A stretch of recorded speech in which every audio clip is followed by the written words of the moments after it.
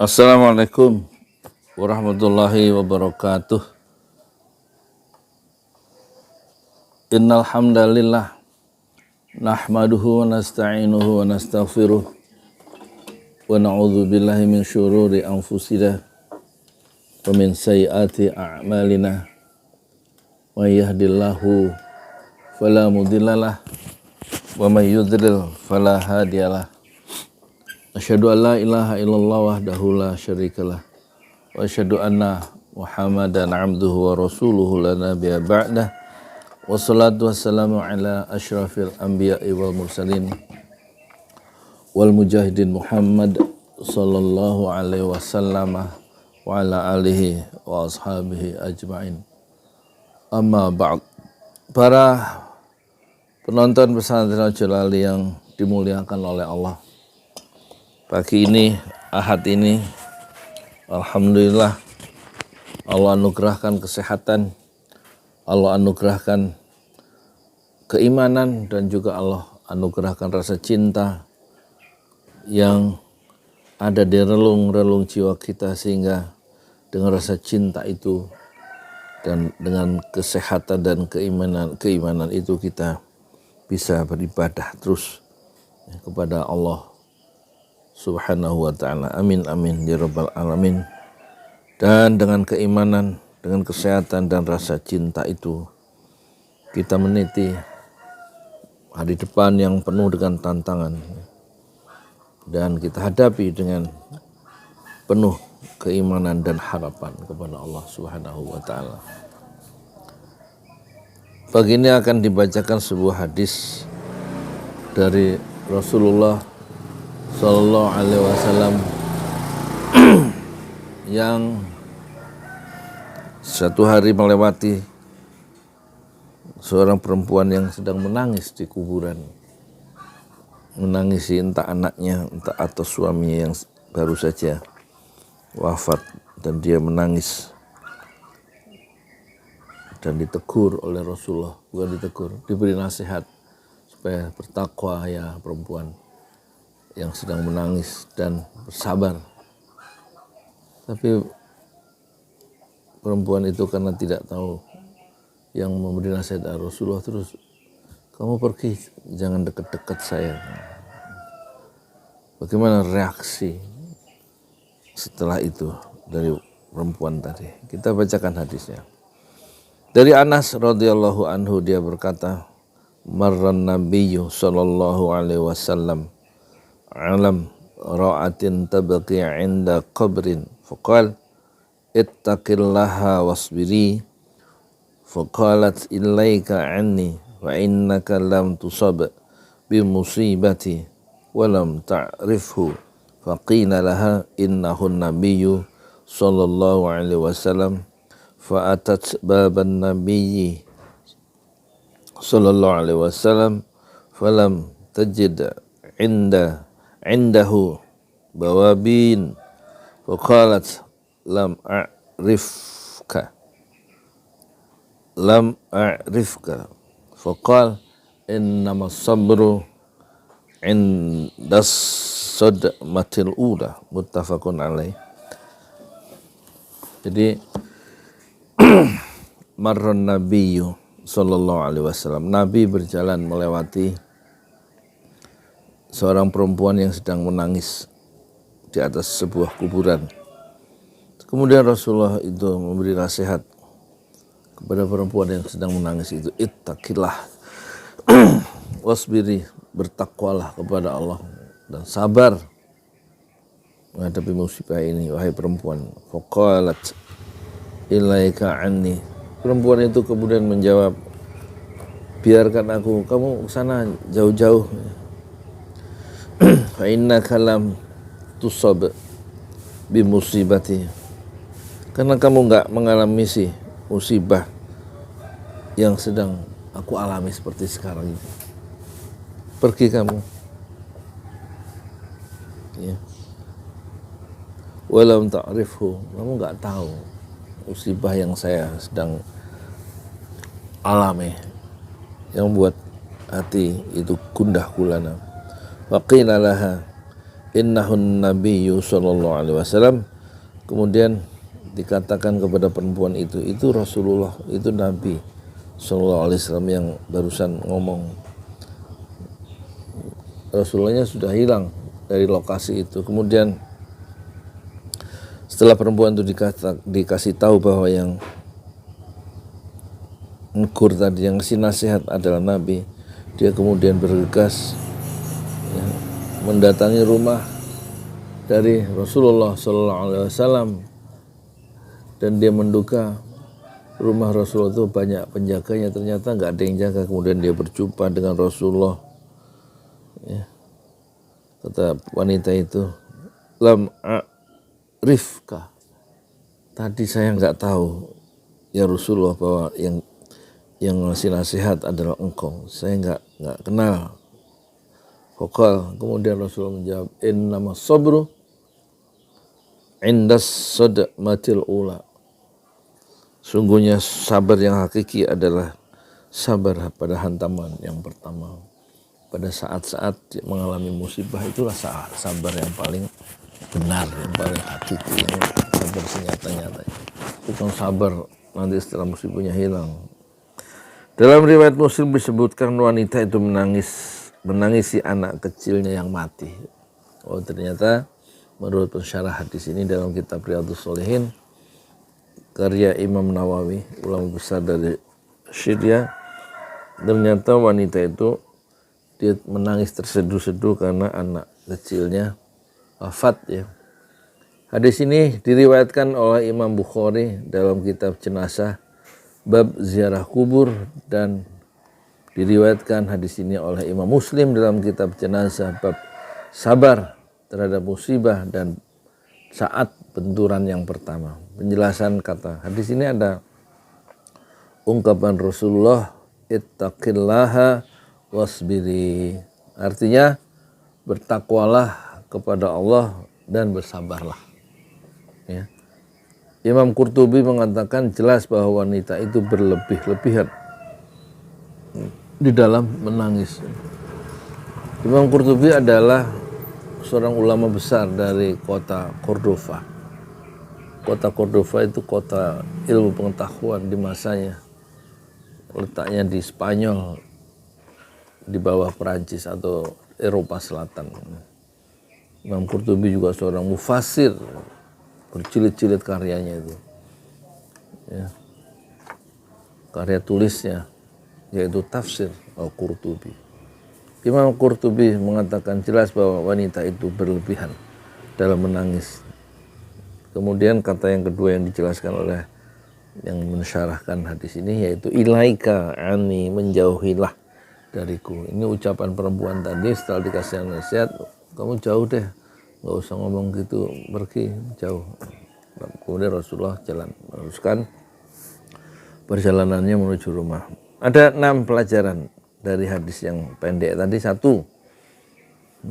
mutiara hadisnya 1, tidak adanya kesabaran itu bisa melenyapkan ketakwaan. Jadi syarat untuk tegaknya ketakwaan itu ada unsur sabar. Unsur sabar. Dan itulah yang dinasihatkan oleh Rasulullah kepada ibu yang kehilangan anak yang dicintai tadi, supaya ittaqullah, bersabarlah, wasbiri, dan bersabarlah. 2, kesabaran yang terpuji adalah sabar atau bersabar ketika musibah itu terjadi pertama kali, bukan sesudahnya, karena musibah dapat terlupakan dalam beberapa hari. Jadi pada saat kena musibah, pada detik-detik pertama, pada jam-jam pertama, itulah perlunya tetap dipelihara kesabaran di dalam jiwa kita ya, karena disitulah pahitnya musibah. Dan musibah itu fungsinya untuk mendidik kita sendiri supaya lebih dekat kepada Allah. Karena musibah itu terjadi karena izin Allah. Dalam Al-Quran dikatakan, ma asabah min musibatin illa biiznillah. Tidak ada musibah kecuali dengan izinnya Allah juga. Jadi musibah itu bukan terjadi dengan tiba-tiba, semuanya terjadi karena sepengetahuan Allah dan seizin Allah untuk memuliakan manusia itu supaya lebih kuat menghadapi kehidupan, supaya kualitasnya itu tambah meningkat. Oleh karena itu sabar adalah kondisio sine qua non, syarat mutlak bagi tegaknya ketakwaan seseorang. Tanpa sabar maka tidak ada ketakwaan. Kata pensyarah, tidak ada kesabaran. Tidak adanya kesabaran itu bisa melenyapkan ketakwaannya. Jadi waktu ada musibah langsung sabar, menahan diri dan merasakan pahitnya musibah itu dengan mulut berdiam diri tanpa mengeluh. Sabar menghadapi musibah yang memang sudah disiapkan, sudah diizinkan Allah, bisa ditanggung oleh orang yang kena musibah itu. Jadi kewajiban kita adalah bukan menyingkirkan musibah yang sudah diketahui oleh Allah, tapi merasakan atau merasakan pahitnya sabar, menikmati itu dengan penuh keimanan kepada Allah, supaya kita bertambah dekat kepada Allah dengan musibah yang Allah berikan itu. 3, sikap tawadhu dan kelembutan Rasulullah SAW terhadap orang yang bodoh. Tadi perempuan tadi ketika dinasihati Rasulullah langsung diusir. Dia tidak tahu bahwa yang memberi nasihat adalah Rasulullah, bahwa nasihat itu isinya bagus, tapi diusir, dan Rasulullah kemudian berdiam diri. Dia tetap bersikap tawadhu, enggak marah karena diusir oleh perempuan tadi. Dia menghadapi orang bodoh dengan kelembutan. Jadi kalau menghadapi orang bodoh, a'rid 'anil jahilin, berpalinglah dari orang bodoh, jangan diajak berdebat. Kalau menghadapi orang yang bodoh, yang ilmunya lebih terbatas, itu langsung dibimbing. Ya. Kata Buya Hamka, Ketua Majelis Ulama kita yang pertama, Buya Hamka mengatakan supaya umur itu efektif, tidak terbuang sia-sia, kalau ada orang bodoh, itu langsung dibimbing. Jangan diajak berdebat. Kalau berdebat dengan orang bodoh, kita yang kalah karena dia menang dengan kebodohannya. Sementara kalau ketemu orang yang pandai, maka berlama-lamalah duduk. Ya, jalan, nggak libur. Jalan. Berapa kilo? 40? 30 kilo. Jual tempe, pakai sepeda ontel, kiri kanannya keranjang dari bambu. Bawa masing-masing 15 kilo, jadi 30 kilo setiap pagi. Sekarang jam 5:30. Bikin sendiri, memasarkannya sendiri, menjualnya sendiri. Paling dia dapat sekitar 600.000 ya. Untungnya nggak banyak katanya, karena mahal kedelainya itu. Paling dia dapat 100.000. Pernah ngomong soalnya. Jadi menghadapi orang yang pandai kita banyak ngomong, banyak tanya supaya ilmunya terserap. Tapi kalau menghadapi orang yang bodoh, banyak diem. Kalau ngomong langsung kita membimbing orang bodoh itu. Karena orang bodoh itu atau ilmu yang terbatas, kalau diajak ngomong 1 meter, dia masih bisa nangkep. Kita tambah pembicaraan lebih dalam, lebih jauh, 1 atau 2 meter, dia mulai nggak paham. Ya. Karena ya begitu, pikirannya terbatas, wawasannya terbatas karena ilmunya yang terbatas. Oleh karena itu, menghadapi orang-orang yang terbatas ilmunya harus seorang da'i seperti Rasulullah bersikap tawadhu, rendah hati, dan bersikap lemah lembut. Ya. Bukan kasar terhadap orang bodoh itu. Ucapannya lebih lemah, lebih lembut dari orang bodoh itu sendiri. Ini yang bisa kita tangkap ya. Dari cara Rasulullah waktu dia diusir sama perempuan tadi, nggak usah ngasih nasihat, kamu pergi, kamu nggak ngerasain siapa yang saya rasain, yaitu musibah ini. Itu Rasulullah tidak menjawab, langsung pergi. A'rid 'anil jahilin, tapi setelah ngasih nasihat, ittaqillah wasbiri. Yang keempat, senantiasa melakukan amar ma'ruf dan nahi mungkar. Amar ma'ruf itu menyuruh yang baik.